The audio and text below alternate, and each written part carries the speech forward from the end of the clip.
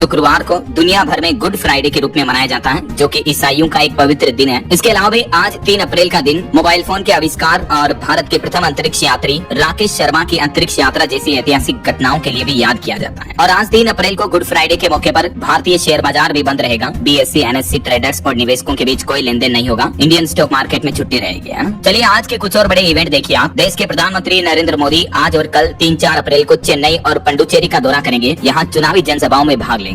और भारतीय सेना के लिए भी अच्छी खबर है, आज समुद्र में उतरेगा भारत का स्टील्थ फ्रिगेट INS तारागिरी। दुश्मनों में खौफ पैदा करेगी इसकी हर खासियत और इससे इंडियन नेवी की ताकत बढ़ेगी। इंडियन एयरफोर्स के लिए भी अच्छी खबर है, अब दुश्मनों पर पैनी नजर रहेगी। भारतीय वायुसेना को मिलेगा हाईटेक माउंटेन रडार। 1950 करोड़ रुपए की एक डील हुई है BEL के साथ रक्षा मंत्रालय की, तो जल्दी भारतीय वायुसेना में भी ये नया रडार सिस्टम शामिल होगा। और दिल्ली हाईकोर्ट बार एसोसिएशन ने भी बड़ा फैसला लिया, कल 4 अप्रैल से हर महीने के पहले और तीसरे शनिवार को काम का बहिष्कार किया जाएगा। दिल्ली हाईकोर्ट के हालिया एक आदेश के विरोध में ये निर्णय लिया है। वहीं मौसम विभाग ने भी चेतावनी दी है दोस्तों कि आज 3 अप्रैल को दिल्ली, उत्तर प्रदेश समेत देश के 13 राज्यों में बारिश और आंधी की चेतावनी है। 80 किलोमीटर प्रति घंटा की रफ्तार से हवाएं भी चलेगी कई राज्यों में। तो आगे मैं आपको बताऊंगा और भी पूरे मौसम समाचार विस्तार से। फिलहाल आगे बढ़ते खबरों में कुछ ईरान इजराइल जंग से जुड़े बड़े अपडेट देख लेते हैं। देखिए, ईरान पर अमेरिका और इजराइल के हमलों का 34वां दिन कुछ यूं रहा। ईरान ने ट्रंप के युद्ध विराम के दावे को झूठा और बेबुनियाद बताया। और इस बीच सबसे बड़ी खबर तो ये है कि इन जंगी हालातों के बीच भारत में पेट्रोल डीजल और महंगा हो चुका है। डीजल 25 रुपए प्रति लीटर महंगा हुआ और पेट्रोल लगभग 7.5 रुपए प्रति लीटर महंगा हो चुका है। नायरा कंपनी के बाद अब एक और ऑयल कंपनी ने तेल के दाम बढ़ा दिए हैं। जंग के हालातों के बीच निजी तेल कंपनियां कच्चे तेल की कीमतों में बढ़ोतरी के दबाव में हैं और यही कारण है कि नायरा के बाद अब सेल इंडिया ने भी पेट्रोल डीजल के दाम में बढ़ोतरी की है। डीजल के रेट में तो 25 रुपए लीटर का भारी भरकम इजाफा यानी बढ़ोतरी हुई है, जबकि पेट्रोल में 7 रुपए 41 पैसे प्रति लीटर की बढ़ोतरी कर दी है। तो सेल इंडिया के पंपों पर अब आपको ये महंगा पेट्रोल डीजल मिलेगा। हाल ही में इससे पहले आपको पता होगा नायरा कंपनी ने भी रेट्स बढ़ाए थे। चलिए अगली बड़ी खबर देखिए। होर्मुज रूट के संकट के बीच अब दुनिया भर के देश एकजुट हुए हैं। समुद्र में फंसे सैकड़ों जहाज निकालने की तैयारी की जा रही है। दुनिया भर के 60 से भी ज्यादा देशों के बीच बैठक हुई इस होर्मुज रूट को खोलने के मुद्दे को लेकर और इसमें भारत को भी न्योता दिया गया। देखिए, होर्मुज खुलवाने के लिए 60 देशों की बैठक में ब्रिटेन ने भारत को शामिल होने का न्योता दिया, इन्वाइट किया, क्योंकि होर्मुज संकट पर वैश्विक चिंता का माहौल बना हुआ है। दुनिया भर के कई देशों में तेल ऑयल क्राइसिस चल रहा है। इस बीच इन 60 देशों की बैठक में भारत ने भी भागीदारी निभाई। भारत की तरफ से हमारे विदेश सचिव विक्रम मिश्री ने प्रतिनिधित्व किया और भारत की तरफ से शामिल होते हुए विक्रम मिश्री बोले कि हमने अपने नाविक खोए हैं, जल्द ही यहाँ तनाव रुकना चाहिए। और एक अच्छी खबर ये आ रही कि होर्मुज का पचड़ा भारत के लिए तो अब खत्म होगा, क्योंकि खाड़ी देशों ने तैयार की तेल पाइपलाइन। PM मोदी के पास पहुंचा ब्लूप्रिंट। जी हाँ, दरअसल होर्मुज जैसे तेल के इकलौते रास्ते पर नाकेबंदी के बाद अब दुनिया भर के कई देशों ने सबक लिया है और अब कई अलग अलग रास्ते निकालने की कोशिश की जा रही है। और इस बीच खाड़ी देशों ने एक पुख्ता विकल्प ढूंढ लिया है और एक तेल पाइपलाइन का रास्ता तैयार किया जा रहा है और इस रास्ते का ब्लूप्रिंट भी भारत के पास पहुंच चुका है। भारत ने गल्फ देशों के साथ मिलकर होर्मुज का अल्टरनेट रूट, अल्टरनेट विकल्प ढूंढना शुरू कर दिया, जो कि हमेशा हमेशा के लिए ईरान की मनमानी को खत्म कर देगा। प्रधानमंत्री नरेंद्र मोदी के पास ये नई ऑयल पाइपलाइन का प्रपोजल पहुंचा है और ये प्रपोजल है IMEC प्रोजेक्ट। देखिए, ये प्रोजेक्ट पूरे मिडिल ईस्ट के लिए गेम चेंजर साबित होगा। भारत के साथ साथ इसका फुल फॉर्म है India middle east Europe economic corridor और इस प्रोजेक्ट को प्रधानमंत्री नरेंद्र मोदी का सबसे बड़ा मास्टर स्ट्रोक भी माना जा रहा है। तो उम्मीद है जल्दी इस नए रूट के जरिए जो ऑयल के टैंकर के जहाज होर्मुज स्ट्रेट पर खड़े हैं, पेंडिंग है, वो पास हो पाएंगे और तेल की सप्लाई बढ़ेगी वापस। वहीं देखिए अगली बड़ी खबर, ईरान पर US और इजराइल ने एक और बड़ा अटैक किया। एयर स्ट्राइक में मिडिल ईस्ट का सबसे ऊंचा B1 ब्रिज भी तबाह कर दिया। जी हाँ, पश्चिम एशिया संकट के बीच अब अमेरिका ने ईरान के ये सबसे ऊंचे पुल को हवाई हमले में तबाह कर दिया। इससे तेहरान का करज से संपर्क टूट चुका है। बीती देर रात ईरान पर यह सबसे बड़ा हमला देखने को मिला। 34वें दिन ईरान को 2 बड़े झटके लगे। पहला तो ईरान की राजधानी तेहरान को करज शहर से जोड़ने वाला ये B1 पुल को अमेरिका ने ध्वस्त कर दिया, जो कि ईरान का सबसे ऊंचा पुल भी है। और दूसरा, ईरान के 106 साल पुराने प्रतिष्ठित पाश्चर इंस्टीट्यूट पर भी अमेरिका ने हमला किया। बताया जा रहा कि इस हमले में 2 लोगों की मौत भी हो गई। और वहीं दोस्तों, इन युद्ध के हालातों के बीच भारत सरकार ने मेगा रेस्क्यू ऑपरेशन कंप्लीट किया। ईरान से तकरीबन 1200 नागरिक सुरक्षित निकाले गए। PM मोदी ने वैश्विक नेताओं से भी खास अपील की और भारतीयों की सुरक्षा को प्राथमिकता देने की बात कही है। और अमेरिका ईरान हमले के बीच एक चौंकाने वाला खुलासा तो ये सामने आ रहा कि ईरान पर अब ग्राउंड ऑपरेशन आयोजित करने की तैयारी में है अमेरिकी सेना। एक बार डांसर से शेयर कर दी ये गुप्त जानकारी इस वीडियो के सामने आने के बाद काफी हड़कंप सा मचा हुआ है। चलिए दोस्तों अगली बड़ी खबर देखिए। अमेरिका ईरान युद्ध में अब रूस कराएगा शांति, मध्यस्थता निभाएगा। रूस के राष्ट्रपति व्लादिमीर पुतिन बोले कि हम मदद करने को तैयार हैं। और इस बीच हमारी भारत सरकार का एक बार फिर से बयान सामने आ रहा है कि हमारे देश में अभी 60 दिनों का क्रूड ऑयल रिजर्व मौजूद है। 8 राज्यों को 10% अतिरिक्त कॉमर्शियल LPG कोटा भी दिया जाएगा। केंद्र सरकार की तरफ से ये भी राहत दी गई है। और सरकार का कहना है कि अभी फिलहाल पेट्रोलियम मंत्रालय के मुताबिक 60 दिनों का क्रूड ऑयल रिजर्व मौजूद है। तो कहने का मतलब पेट्रोल पंप्स पर पैनिक ना हो ग्राहक, फिलहाल पेट्रोल डीजल की किल्लत नहीं आने वाली है। और युद्ध के हालातों के बीच रसोई गैस की भी बम्पर डिमांड देखने को मिल रही है। इस बीच देखिए, केंद्र सरकार के प्लान के मुताबिक 5 दिन दिन में 55,000 से भी ज्यादा घरों तक TNG पाइपलाइन के जरिए गैस पहुंच चुकी है और 4 लाख से भी ज्यादा छोटू LPG गैस सिलेंडर भी बिके हैं। केंद्र सरकार ने ये डेटा जारी किया कि पिछले 5 दिन में खाना बनाने की रसोई गैस सप्लाई के लिए ये डेवलपमेंट किया गया। और बड़ी चौंकाने वाली खबर आ रही कि अमेरिकी सैनिक ईरान में घुसेंगे, रनवे बनाएंगे और चुरा ले आएंगे 450 किलो यूरेनियम भी। अमेरिका के राष्ट्रपति डोनाल्ड ट्रंप सरकार की तरफ से ईरान से यूरेनियम चुराने को लेकर भी अब ये नया प्लान बनाया जा रहा है। इसका मकसद ये है कि ईरान फिर आगे उसके न्यूक्लियर प्रोजेक्ट को यानी कि परमाणु हथियार बनाने के काम को पूरा नहीं कर पाएगा। ऐसा वहीं इन युद्ध के हालातों के बीच अब ईरान के सेना प्रमुख ने कमांडरों को भी अलर्ट किया और कहा कि किसी भी हमले के लिए तैयार रहें, क्योंकि अभी एक दिन पहले आपको पता होगा डोनाल्ड ट्रंप ने फिर सख्त चेतावनी दी और कहा कि अगर ईरान के साथ समझौता नहीं हुआ तो ईरान को पाषाण युग में भेज देंगे, मतलब इतने भयंकर हमले करेंगे, ईरान को वापस पुराने जमाने में पहुंचा देंगे। युद्ध जीत के दावे के साथ डोनाल्ड ट्रंप ने ये बड़ी धमकी दी और कहा कि अगले 2 सप्ताह तक ईरान पर तबाही बरसेगी। डोनाल्ड ट्रंप ने बीते दिन अपने संबोधन में कहा कि हमने ईरान पर लगभग जीत हासिल कर ली है, उनकी सेना भी हमारे कंट्रोल में है, अगर ईरान ने समझौता नहीं किया तो पाषाण युग में पहुंचा देंगे। तो पाषाण युग की धमकियों समेत शांति वार्तालाप तक अपने 19 मिनट के संबोधन भाषण में ईरान को लेकर और डोनाल्ड ट्रंप ने क्या क्या ईरान भी जवाबी हमलों में बड़ी कार्रवाई कर रहा। देखिए, ईरान ने बहरीन में ई-कॉमर्स कंपनी अमेजोन के ऑफिस पर भी हमला किया और ईरान का ये भी कहना कि अब माइक्रोसॉफ्ट, एप्पल, गूगल, डेल जैसी कई टेक कंपनियां भी हमारे निशाने पर हैं। और इन हमलों के बाद भी डोनाल्ड ट्रंप का तो यही कहना कि ईरान से अब कोई डील की जरूरत नहीं है, हम डरने वाले नहीं है, क्योंकि ईरान ने अभी एक दिन पहले आपको पता होगा सख्त चेतावनी दी कि हम 18 अमेरिकी कंपनियों पर हमला करेंगे और रात 8 बजे ईरान ने इन हमलों की शुरुआत भी कर दी। तो इन जंगी हालातों के बीच भारत से भी एक रिपोर्ट सामने आ रही है कि ईरान इजराइल युद्ध से देखिए बिहार, MP, यूपी समेत कई राज्यों का कपड़ा उद्योग भी प्रभावित है। सिल्क और सूते के कपड़ों में 30% तक की बढ़ोतरी देखने को मिली है, क्योंकि फैक्ट्रियां, कल कारखाने बंद है, यही वजह है कि इनकी कीमतों में भी इतनी तेजी देखने को मिली है। तो ये तो कुछ जंग के हालात चल रहे हैं और चलिए आगे बढ़ते हैं अपन खबरों में। देखिए अगली बड़ी खबर, बजट सत्र फिलहाल 13 दिन तक के लिए स्थगित कर दिया गया है। महिला आरक्षण को लेकर अब 16 अप्रैल को फिर बैठेगी संसद। केंद्र की नरेंद्र मोदी सरकार ने नया प्लान बनाया है। इस महिला आरक्षण के बाद भारत की राजनीति में क्या क्या बदलेगा देख सकते हैं आप। संसद और विधानसभाओं में 33% पदों पर महिलाओं को आरक्षण मिलेगा, यानी राजनीति के 1/3 पदों में महिलाओं का राज होगा। और अगले साल 2027 के विधानसभा चुनाव से पहले केंद्र सरकार राजनीति में ये महिला आरक्षण लागू करने की तैयारी भी कर रही है। वहीं नारी शक्ति वंदन अधिनियम में भी संशोधन किया जा सकता है। तो फिलहाल केंद्रीय मंत्री किरेन रिजिजू का भी कहना है कि महिला आरक्षण पर संसद में अब 16 तारीख के बाद फिर चर्चा होगी। इस आरक्षण के साथ ही लोकसभा की सीटें भी 543 से बढ़ाकर 816 की जा सकती हैं। बजट सत्र का 3 दिन का सेशन कंप्लीट हुआ, अब आगे का सेशन 16 तारीख के बाद चलेगा। और वहीं बजट को लेकर एक और खबर आ रही है कि बजट 2026-27 में AVGA सेक्टर को बढ़ावा मिलेगा। 15,000 स्कूलों और 500 कॉलेजों में कंटेंट क्रिएटर लैब भी स्थापित किए जाएंगे,